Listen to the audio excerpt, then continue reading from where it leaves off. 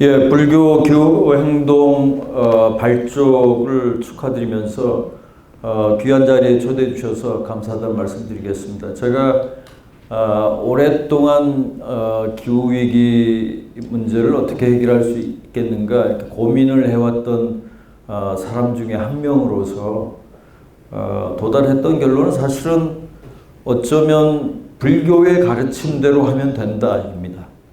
제 결론은 그렇습니다. 그래서 불교기후 행동의 출범은 너무나 당연한 일이고 또 오늘 출범을 통해서 많은 사람들에게 우리가 기후위기를 해결할 수 있다 하는 희망을 아마 줄 수 있지 않을까 이렇게 생각을 하면서 사실 여기 계신 분들이 훨씬 저보다는 이 기후위기에 대한 이해나 또 직접 실천하시는 면에서도 앞서가는 분들이시지만 제가 몇 마디 함께 보태면서 오늘 그 축하의 마음을 전하려고 합니다. 아무래도 코로나19 이야기부터 시작을 해야 될 것 같습니다. 오늘 통계를 보니까 확진자 수가 전 세계적으로 720만 명으로 되어 있습니다. 그리고 사망자 수가 41만 명. 뭐 국가별로는 좀 차이가 있죠. 뭐 중국이나 우리나라, 유럽 같은 경우는 초기에 발병 그 감염률이 굉장히 높았다가 지금은 이제 좀 진정 국면에 있는데 우리 눈에 보이지는 않지만 지금 남미라든가 아프리카, 러시아 같은 경우가 굉장히 빠르게 지금 그 확진자 수가 늘어나고 있습니다. 그래서 제가 매주 통계를 보는데 한 주마다 굉장히 빠른 속도로 여전히 이 확진자 수도 늘어나고 있고 또 사망자 수도 늘어나고 있죠. 그렇지만 우리가 많은 언론을 통해서 코로나19의 역설이라는 이야기를 듣게 되는데 그것은 아마도 우리가 평상시에는 보지 못했던 우리가 알고는 있었지만 확인하기가 어려웠던 그런 것들이 이 코로나19 사태를 통해서 드러났기 때문이 아닌가 하는 것이고요. 그것은 간단하게 이야기하면 인간이 활동을 멈추니까 자연이 살아났다 하는 것이죠. 그것은 뭐 언론을 통해서 많이 보도가 됐습니다만 스페인에서 150만 년 만에 불곰이 나타나기도 하고 또 칠레나 콜롬비아 같은 경우는 사라졌던 퓨마, 뭐 개미핥기 이런 생물들이 도심을 활보하는 그런 장면들이 포착이 되기도 했습니다. 그리고 우리 이제 기후 변화나 대기 오염 관점에서도 굉장히 많은 변화가 있었는데요. 그것은 조금 이따가 다시 살펴보기로 하고. 지금 올해 에너지 수요가 어떻게 변화할 것이냐 하는 예측이 이제 나와 있는데 한 6% 정도 줄어들 것이다 이렇게 예상하고 있습니다. 그것은 2008년 금융위기에 비해서 7배 정도 큰 충격이다 하는 것이죠. 세계적으로 굉장히 큰 충격을 주었던 사건들이 있는데 스페인 독감이라든가 대공황이라든가 또 2차 세계대전 두 번에 걸친 오일 쇼크, 또 2008년 금융위기 이런 것들을 통틀어 봤을 때 에너지 수요가 그 전년에 비해서 급감한 것은 이번이 처음은 아닙니다. 예를 들어서 이 그래프를 보시면은 스페인 독감 때는 훨씬 더 많이 떨어졌었고 또 2차 세계대전 때도 굉장히 많이 떨어졌습니다.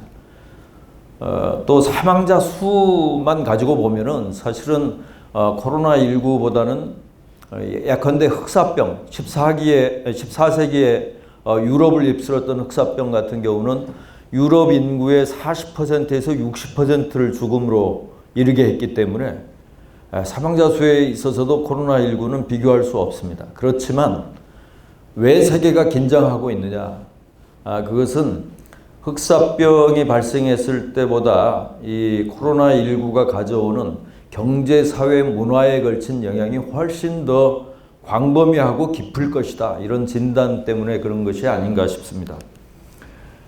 기후변화 관련해서 희소식입니다. 이것은 뭐 누가 뭐라 해도 희소식이라고 할 수밖에 없는데 우리 전 세계 온실가스 배출량, 그러니까 기후변화를 일으키는 온실가스 배출량이 약간의 증감은 있었지만 이 그래프를 보시면은 지속적으로 증가해 왔습니다. 그리고 조금 전에 제가 소개를 해드렸던 세계 대전이라든가 또 뭐였죠? 스페인 독감이라든가 또 석유 위기라든가 이런 사건이 있을 때마다 약간 온실가스 배출량이 약간 줄어들었지만 곧바로 반등했습니다. 그래서 아주 빠르게 원상태로 돌아갔었죠. 그런데 지금 올해 같은 경우는 역사상 가장 큰 폭으로 줄어들 것이다. 지금 현재 예측으로 보면은 한 8% 정도 줄어들 것으로 예측을 하고 있습니다. 이게 감소 추세가 이제 앞으로 어떻게 갈 것이냐. 과거처럼 다시 반등해서 그야말로 올해 있었던 일은 그야말로 일시적인 어떤 일에 그치고 우리 인류가 염원하고 있는 우리 인류가 정말 그 대응하기 위해서 혼신의 힘을 기울여야 되는 기후 위기 이것이 계속 지속될 것인지 하는 것은 지금부터 우리가 어떤 행동을 하느냐에 달려 있는 것이 아닌가 싶습니다. 예, 말씀드렸던 대로 인간이 멈추니 지구가 살아났다 하는 것은 정말 역설적인 내용입니다.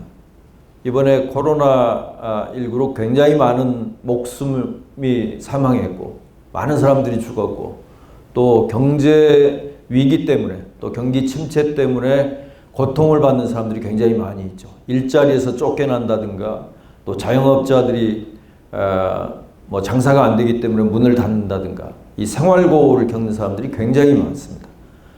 그런데 그 순간이 이 자연에는 원래의 모습으로 돌아가는 절호의 기회였다는 점, 이것이야말로 역설적인 그런 것이죠. 그래서 제가 안도현 시인의 시를 소개했습니다만 도시에 많은 사람들이 활보하고 있는데 그 인간들이 걸어가는 자리에 자작나무가 걸어가게 하고 인간 대신에 자작나무가 걸어가게 하면은 새순이 소록소록 돋고 이 지구가 살아날 것이다 이렇게 얘기하고 있죠. 근데 그 반대로 자작나무를 베어내고 그 자리에 인간을 심으면 이 지구가 완전히 공동묘지로 변할 것이다.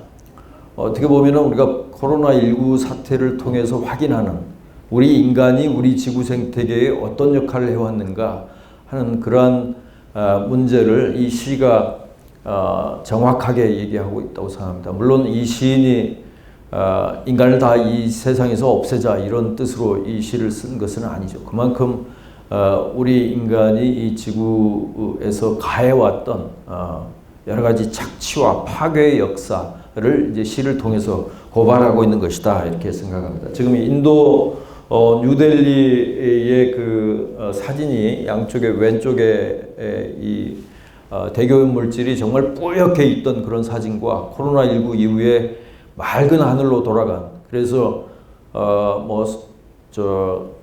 30년 이상 이 히말라야 설산이 보이지 않았는데 인도 북부 지방 같은 경우는 이 코로나19로 대기오염 물질이 사라지면서 그 히말라야를 볼 수 있었다 하는 그런 이야기들 이런 것을 통해서 코로나19가 가져온 역사에 대해서 다시 한번 생각하게 됩니다. 이 사진은 굉장히 유명하게 많이 널리 퍼진 사진입니다. 지금 코로나19와 지구가 지금 링 위에 올라서 싸우고 있지만 링 바깥에서 더 큰 그야말로 경량급들이 싸우고 있는 그 경기를 구경하고 있는 것이 기후변화 문제, 기후위기 문제죠. 헤비급입니다. 헤비급이라고 표현해도 좀 미진하다 이렇게 생각될 정도로 이 비교할 수 없는 코로나19와는 비교할 수 없을 정도의 큰 위기가 기다리고 있다. 링 바깥에서. 언제 링 안으로 들어올지 모른다 하는 것이죠. 그것은 어떤 의미가 있냐면은 사실은 코로나19의 원인을 추적하다 보면은 우리 인간의 무분별한 개발도 있지만 또 기후변화로 인해서 야생동물들의 서식지가 사라지면서 결국은 사람과 동물의 인터페이스, 그러니까 접촉면이 무한정 확장된 것이 그 원인이다 라는데 이 과학자들은 이견이 없습니다. 우리가 이제 전염병이라고 부르는 그 질병들의 61%가 인수공통 감염병, 그러니까 동물과 사람 간에 서로 옮길 수 있는 그런 질병이고, 최근 들어와서 나타나는 신종 감염병의 75%가 인수공통 감염병입니다. 그러니까 인간과 동물의 접촉 면적이 확대되면 될수록 그것이 개발에 의한 것이건 기후변화에 의한 것이건, 우리가 코로나19와 같은 그런 대규모 대유행, 팬데믹이라고 하는 전염병의 대유행은 언제든지 다시 나타날 수 있다 하는 것은 너무나 분명한 사실로 보여집니다. 그래서 결국은 이 코로나19 여전히 지속되고 있습니다. 현재 진행형이죠. 그런데 이것을 우리가 극복한다 하더라도 그 다음 기다리고 있는 그러한 위협에 대해서 결국은 우리 사회는 어떻게 대응할 것이냐, 우리 사회의 모습은 어떻게 가야 되느냐, 결국은 왼쪽과 오른쪽의 싸움이 되겠죠. 우리가 정말 자연과 공존하면서 그것을 통해서 우리 인간도 더 건강해지는 그런 사회로 갈 것인지, 아니면 우리가 과거에 경험해왔던 것처럼 화석연료를 계속 태우면서 기후위기로 몰아가는 거기에 우리도 또 참여할 것인지, 결국은 기로에 서 있다 이렇게 볼 수 있겠습니다. 예, 지구는 기로에 서 있습니다. 그것은 과학자들이 이야기하고 있죠. 여기 보시면은 지금 우리 그 발족식 선언문과 여기 있습니다만, 지금 국제사회의 공동의 목표는 우리 지구 평균 기온을 산업화 이전 대비 1.5도씨 이내로 억제하자는 것입니다. 얼마 전까지만 해도 1.5도씨보다는 2도씨를 이야기했는데 최근 들어와서 이제 1.5도씨로 더 강화된 목표를 채택하게 됐습니다. 그 이유는 뭐냐면 2도씨 목표를 우리가 가지고 활동하게 되면은 불가피하게 어떤 일이 발생하냐면은 남태평양에 있는 많은 섬 국가들이 있죠. 투발루, 우리가 잘 아는 투발루, 키리바시 공화국, 또 비누아투, 이런 나라들이 있습니다. 마샬군도. 이런 국가들은 물에 잠겨서 완전히 사라지는, 그것을 우리가 용인할 수밖에 없다는 것입니다. 그래서 기후변화 협상에서 이 그 국가들의 대표들이 절규했습니다. 2도씨 목표는 우리를 이 지구상에서 절멸시킬 수밖에 없는 그러한 목표이기 때문에 우리는 받아들일 수 없다. 최소한 1.5도씨 이내로 억제해야 된다. 그래야만 우리도 이 지구상에서 살아갈 수 있는 신라 같은 그런 희망이라도 가질 수 있다. 그렇게 주장했었고, 처음에는 그것을 받아들이지 않았습니다. 다른 국가들이. 그런데 결국은 그 절규가 사람들의 마음을 움직여서 1.5도씨 목표가 채택이 된 것이죠. 그런데 지금 여전히 지구는 2도씨 궤적을 향해서, 그러니까 지구가 이 아래쪽에 있는 11,000년 전의 마지막 빙하기 이후에 간빙기를 거쳐서 지금은 2도씨 궤적을 향해서 지금 가고 있습니다. 그것을 우리가 인류세라고 부르는데요. 지금은 왜 인류세라고 부르냐면은 지질시대로 보면은 지금은 신생대 제4기 홀로세라고 이 지질학자들이 명명하고 있습니다. 그런데 얼마 전부터 아니다, 지금은 홀로세를 이미 지나서 인류세로 접어들었다.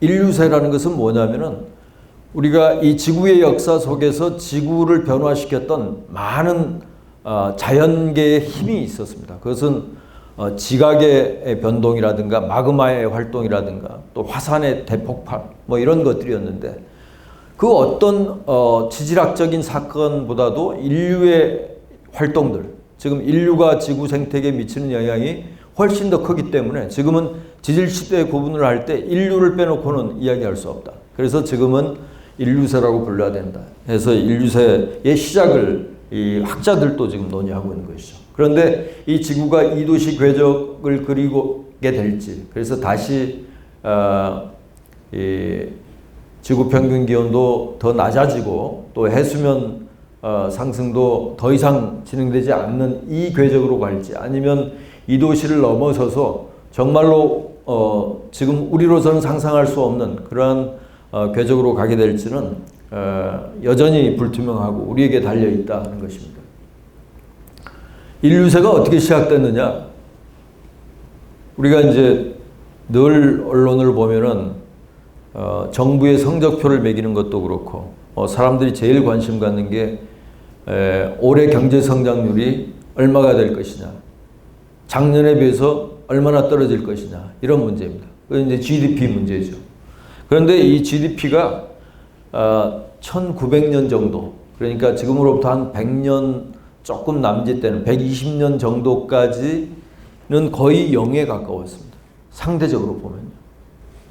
이게 거의 한 100년 만에 정말 우리가 상상할 수 없을 정도로 이 GDP가 증가했죠.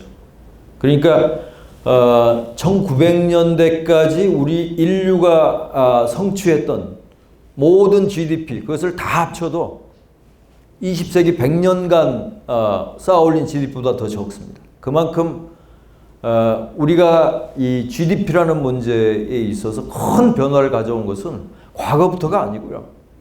한 100년 정도밖에 안 된 문제라는 거죠. 그 다음 또 인구 문제를 보겠습니다. 뭐 인구가 기후위기의 뭐 절대적인 원인은 아닙니다. 그런데 인구도 지금 78억 정도가 되죠. GDP 정도로 빠르게 성장하지는 않았지만 거의 비슷한 패턴을 보입니다. 기원 후가 시작될 때 1억 7천만 정도였는데 지금 78억이니까 굉장히 빠른 속도로 증가했죠. 그 다음에 이제 기술입니다. 기술. 제가 얼마 전에 이제 대학생들 만나서 얘기할 기회가 있었는데, 제가 그 대학생 정도 나이였을 때, 제가 컴퓨터를 사용하지 않았었더라고요. 제가 생각을 해보니까. 그런데 지금은 컴퓨터를 다루지 않는 사람이 거의 없고, 또 컴퓨터에서 더 진화된 형태의 휴대폰, 스마트폰을 다 누구나 가지고 그것을 활용하고 있는 그런 시대에 살고 있습니다. 이 기술 발전이라는 것도 기원전 2400년 전에 가장 오래된 발명품이라고 하는 주판이 발명된 다음에 한동안 이 지구를 변화시킬 만한 그런 발명품은 없었습니다. 그런데 점점 현대로 다가올수록 매년 정말 우리의 삶을 바꿀 수밖에 없는 그런 그 기술 진보와 또 그 결과로서 발명품들이 쏟아지고 있는 것이죠. 제가 GDP, 인구, 기술 이 세 가지를 말씀드렸는데 그 이유는 우리 인간이 지구 생태계에 미치는 영향에 있어서 가장 큰 요소들이기 때문에 그렇습니다. 그래서 인간의 영향은 인구 곱하기 부, 여기 부라는 것은 이제 GDP를 얘기하는 거죠. 그 다음에 이제 기술, 이 세 가지인데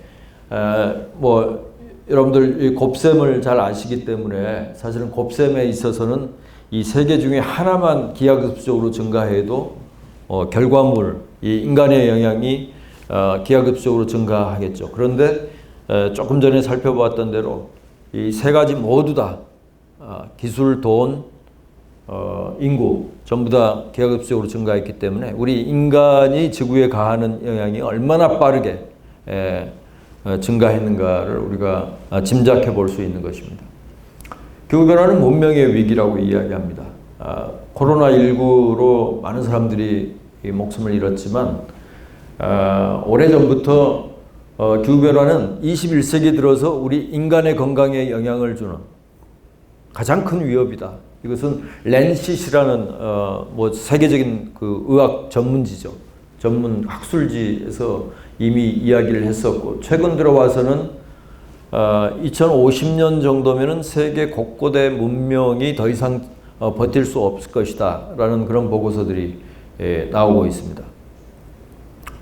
2050년이라고 하면은 여기 계신 분들은 생각보다 많이 남았다 이렇게 생각하는 분도 계실 수 있고, 2050년이면 이제 30년밖에 남지 않았는데 그때까지 내가 살 수 있나? 이렇게 아마 좀 생각하시는 분도 계실 수 있을 것 같아요.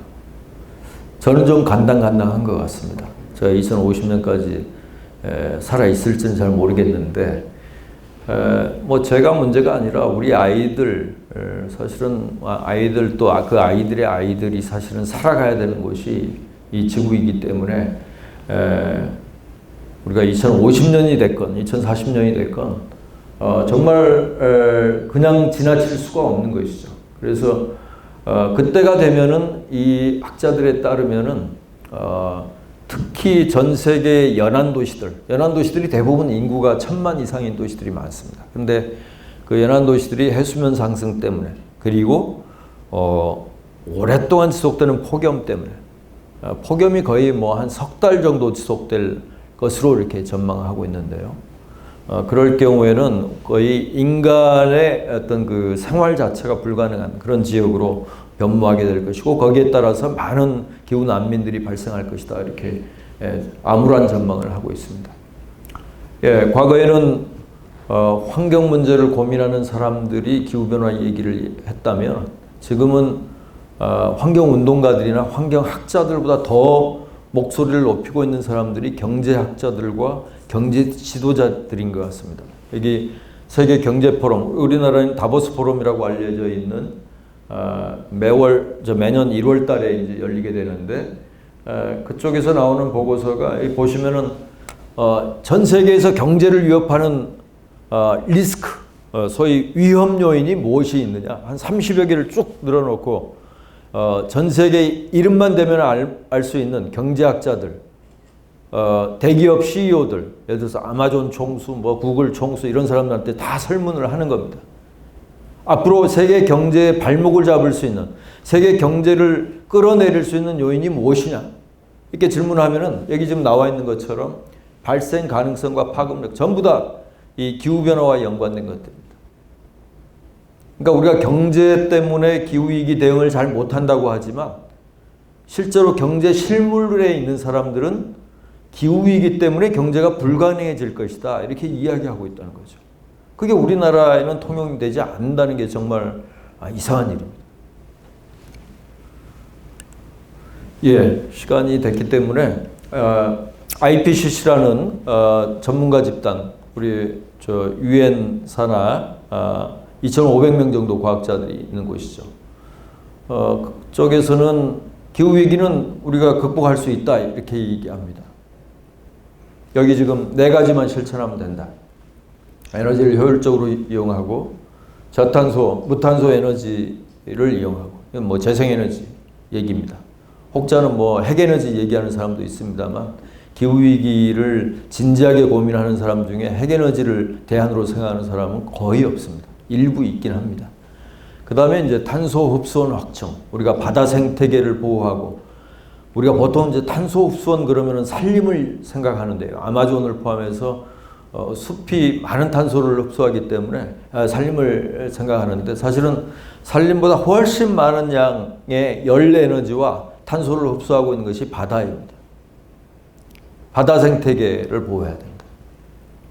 그 다음에 우리 생활 양식과 행동을 변화해야 된다.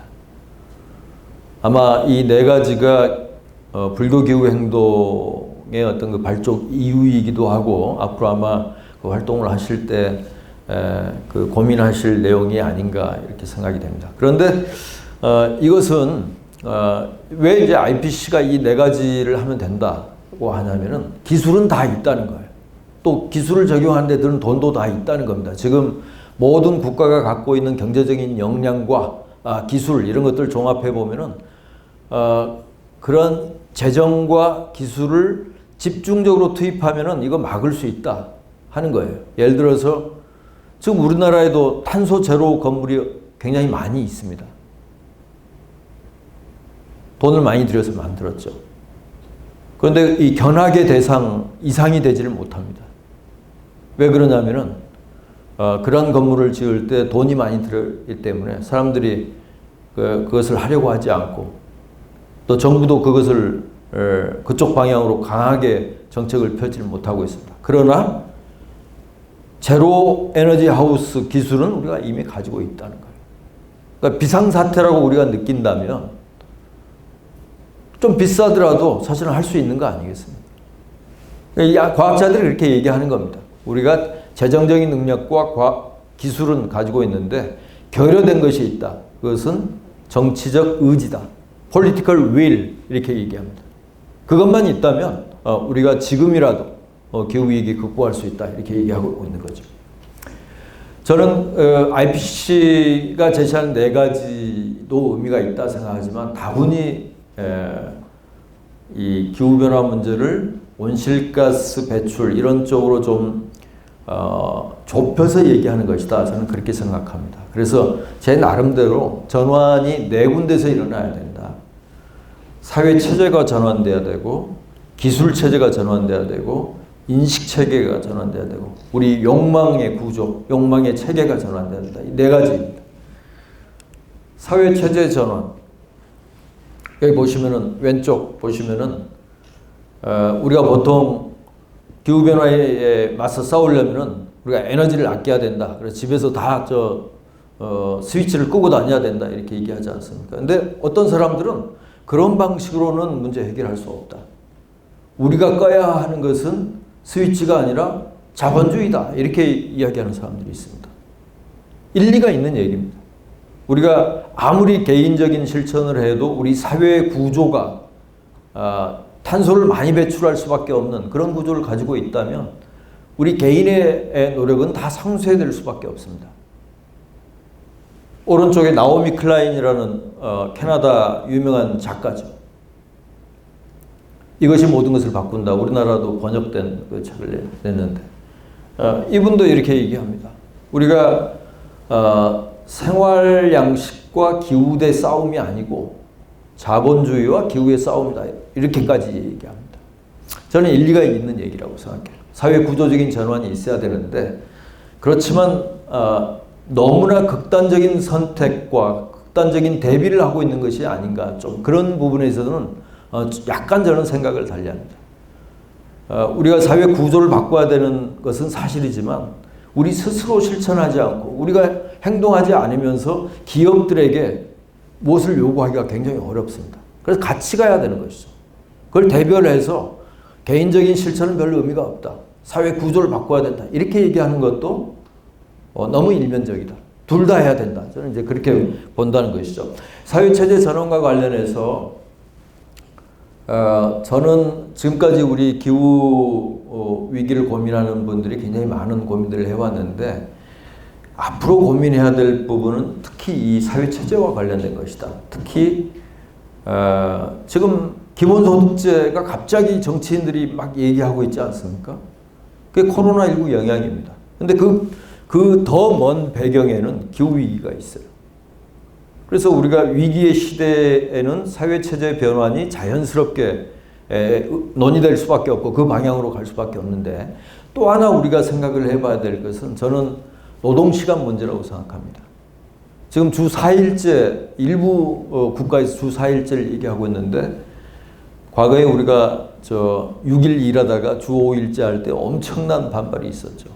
뭐 세상이 망할 것처럼 만약에 그렇게 하면 우리 경제가 다 망할 것이라고 했는데 지금 주 5일제도 좀 부족하게 느끼지 않습니까?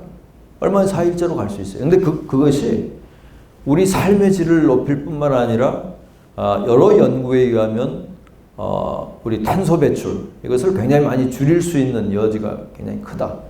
이런 점에서 우리 개인의 행동도 중요하지만 우리 일하는 방식, 일하는 시간 이런 것들을 이제 바꾸는 게 굉장히 중요하다는 거죠.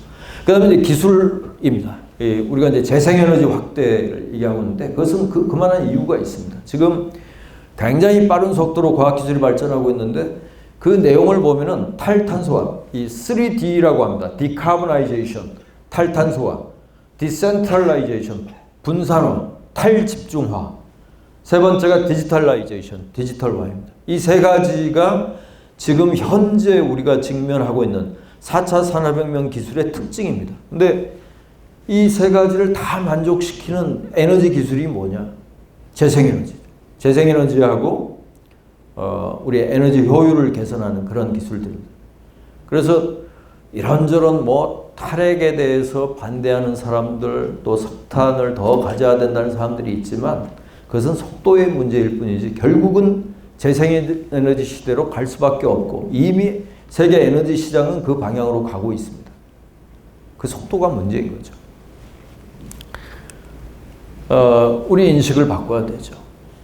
여기 이제 에고와 에코 뭐 이렇게 대별을 했는데 저는 그 선언문에 나와 있는 우리 그 불교의 가르침, 인간과 자연 그리고 나와 세계에 간에 그물망으로 연결되어 있다 하는 그 가르침이 저는 핵심이라고 생각합니다. 사실 이 자리에서 많은 사람들이 내 자아와 또 타인과 이렇게 타자와 나 사이에 완전히 어떤 그 단절된 것으로 생각하지만 사실 그렇지 않죠. 제가 지금 여러분께 말씀을 드리면서 마시는 공기, 그것이 제 몸속으로 들어왔다가 날숨을 통해서 다시 나가게 되는데 그 공기를 여기 계시는 분들이 다시 마시고 또 뱉어내시고 그것을 또 제가 마시고 그런 겁니다. 사실은 우리가 살고 있는 모습을 보면은 절대로 서로 독립적일 수 없고 서로 의존적일 수밖에 없다는 것을 너무나 확인할 수밖에 없죠. 근데 우리는 보통 그렇게 생각 안 합니다. 이 지구 건너편에서 벌어지는 문제, 이것은 나와 무관한 것으로 생각하고 지구가 엎은 거고 나하고 무슨 상관이냐 이렇게 생각하는데 그렇지 않다는 것이죠. 마지막으로 욕망의 문제인데 어려운 문제입니다. 저는 뭐 모든 사람들이 다 욕망을 갖고 있기 때문에 그 욕망을 누르는 방식으로는 성공하기가 굉장히 어렵다. 저는 그렇게 봅니다. 그럼 욕망을 어떻게 해야 되느냐? 이 욕망이 왜 중요한가 하면요.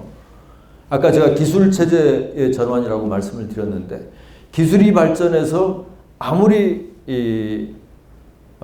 효율적인 어떤 그런 물건들을 우리가 가진다고 해도 예를 들어서 자동차 같은 경우에 40년 전 자동차하고 지금 자동차하고 연비 비교를 해보면 비교가 되지 않죠.